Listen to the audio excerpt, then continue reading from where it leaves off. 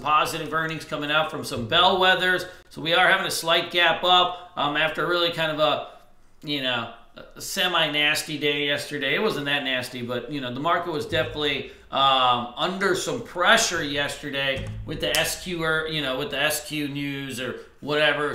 Everything was getting smoked out yesterday at some point. The tech, it looked like it was hanging, and then it just,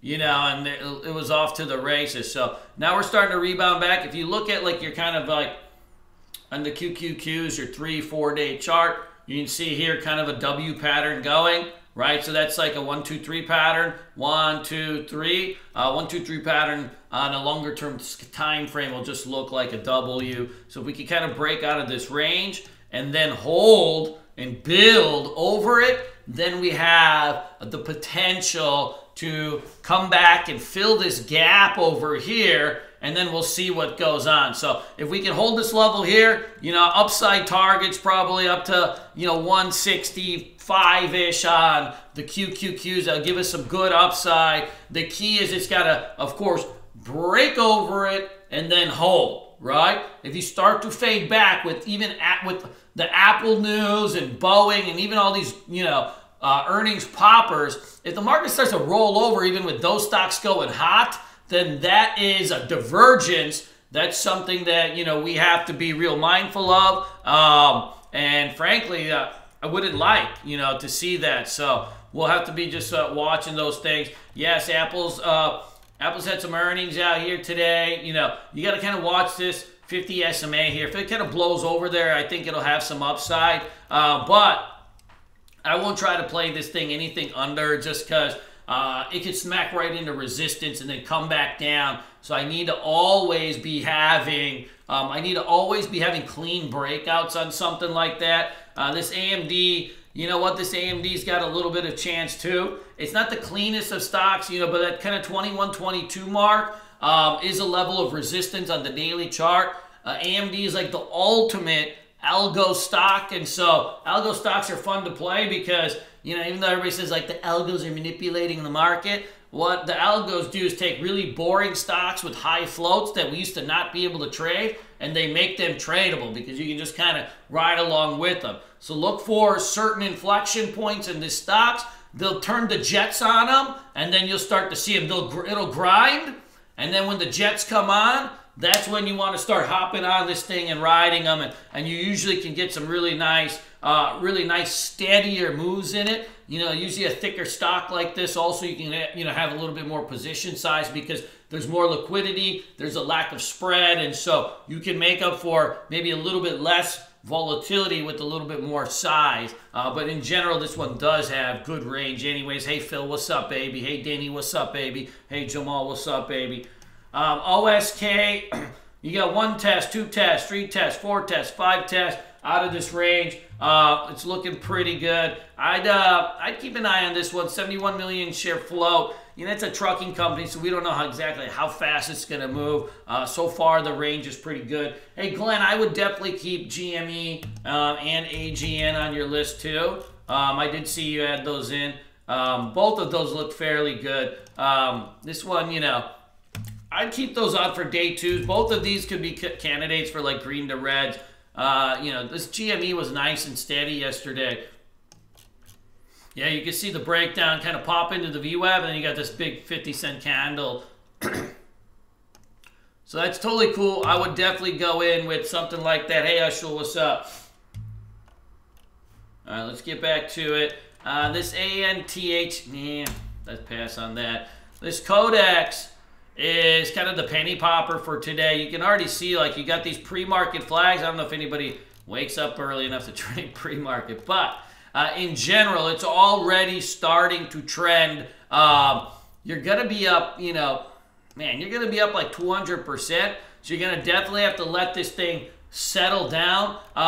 Just because, yesterday that OCX ran. So usually what happens is after like one of these runs, right, everybody's looking for the secondary one. It doesn't necessarily mean it's going to follow through though, right? You have to wait for the pattern. Like even this OCX was a little bit tricky. It looked like it was busting loose the second candle, and then it came back down, and then it took it out, right, the third candle. So you just got to be like real mindful. But when it goes, you know, you can take in like, right? You can take in a $1 kind of mega penis candle if you can catch them right and not get smoked. That's why usually I like to look at a little bit of a longer time frame if something is starting to break really aggressively. You know, right now this thing is kind of opening down about 7-8%. You know, watch for a quick spike at the open. If the SSR is triggered, whoa, whoa.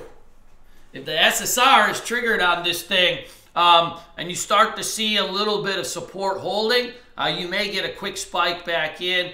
This has been happening a lot with the small caps. Is they spike it down a little bit at the open, trigger that SSR, and when the SSR is on it, it just takes a really small amount of buying to get it to squeeze.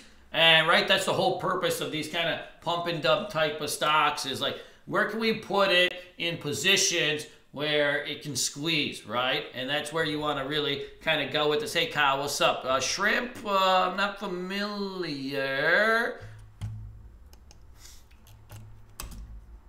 Boeing is another one that's starting to cruise up over here. Man, $364. This thing could, well, $394 is its all-time highs. That's when I'd start to really be, as it gets closer to that, I'd be more interested in it. I haven't had that much luck trading this stock, so personally, it's on the list. I'm watching it because it's a bellwether, but I won't be playing this. But you could definitely keep this on your list too. It's just on my ban list. You know, last 2 times I got day trades and I got, you know, schmuzzled. This Tupperware, so you breaking down on earnings over here. This 30 mark is going to be really important. If you look at it even on a weekly basis, you can see like it goes back a few weeks, but this 30 mark is really, really key. If that support loses itself, then you're gonna have yourself, right, another flush.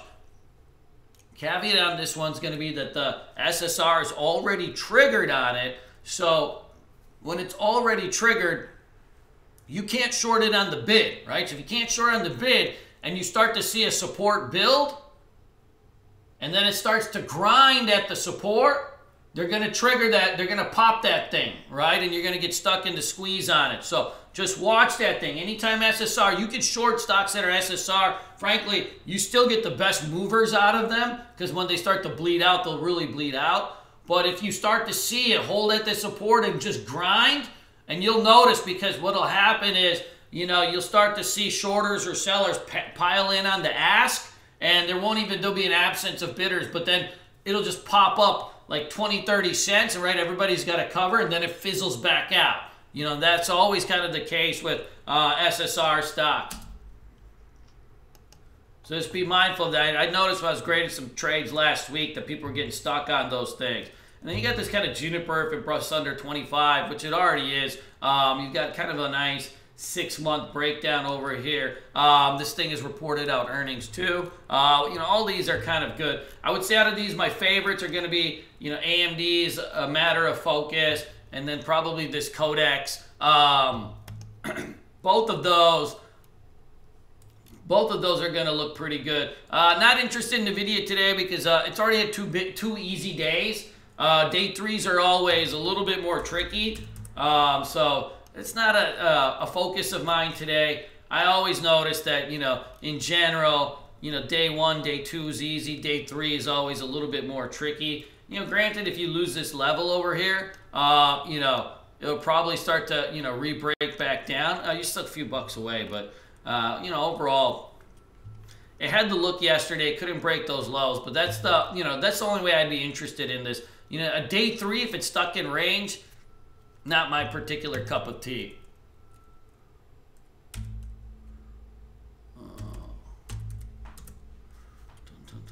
CHKP. Yeah. What's your pattern on this? Give me the rundown. I'm not a ticker monkey, guys. Come on. Let me know why you like it. XO. Yeah, you could probably. I didn't know I must have glossed over this. You could definitely put this on your list too. Yeah, this is kind of a, you know, one of these low flow bombs. Good. What else? What else? Man, let me get rid of all this junk.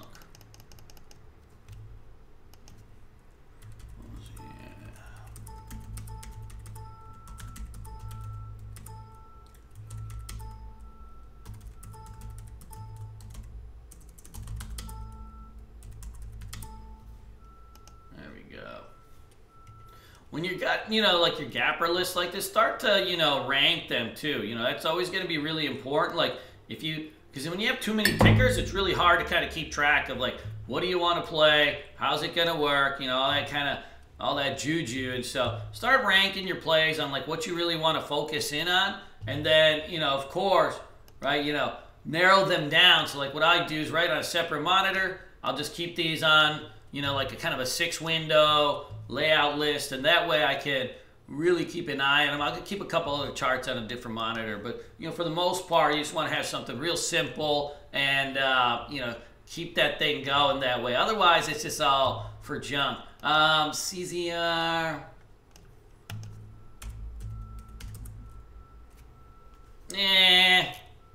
This thing barely moves for the most part. I mean, I kind of see it, but I don't.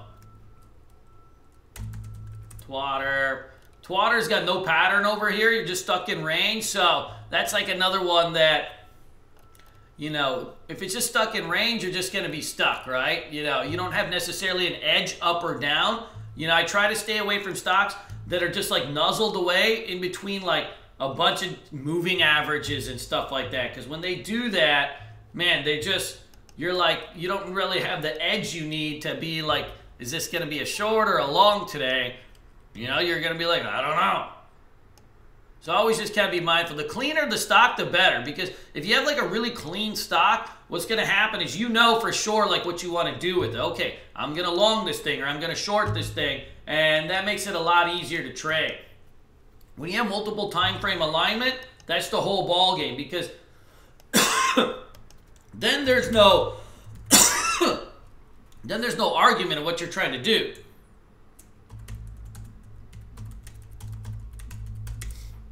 Good. What the heck is T? Let me see. What's up, Andrew? How you doing, brother? Yeah, you could this one's stuck in range too. So I just kind of see if it breaks under these MAs, but this thing's going to be slow. 7 billion share float. You're not going to get... you can get the play on it, but you're not going to get the heat on it, if you know what I mean. And, in the middle of the polar vortex, we need the heat.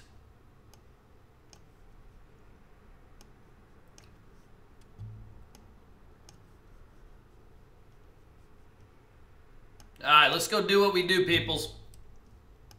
Make me proud.